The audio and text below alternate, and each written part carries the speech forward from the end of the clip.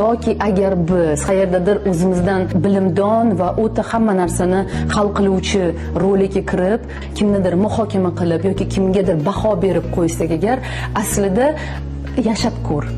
Mana shu hozir aytgan joyingda hozirni o'zida yashab ko'r deydida va shu holatga tashlab qo'yadi.